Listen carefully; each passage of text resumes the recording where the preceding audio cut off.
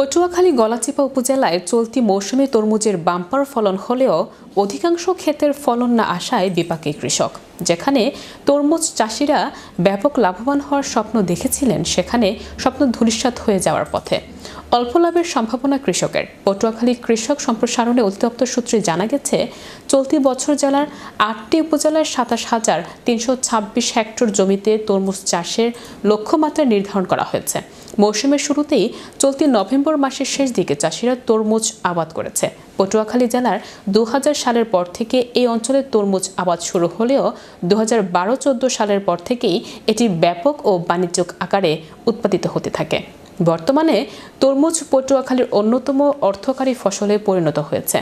Patuakhali polytechnic ইনস্টিটিউটের শিক্ষার্থী জোবায়ের মাহমুদ বলেন, সবকিছু অনুকূলে থাকলেও আগাম তরমুজ চাষ তাদের আর্থিকভাবে লাভবান করার পাশাপাশি দক্ষিণ অঞ্চলে অর্থনীতিতে ইতিবাচক ভূমিকা রাখবে। চ্যানেল ইউরোপের প্রতিবেদক তরমুজ চাষি ফারুক হোসেন বলেন, মানসিন করছি আটকানি, মানসিনে ভালো লাভবান হইতে পারি নাই। মানসিন করছিলাম আগাম, গাছও ভালো, সব ভালো, কিছু ফল পড়ছে, কিছু ফল পড়লে টেকে না।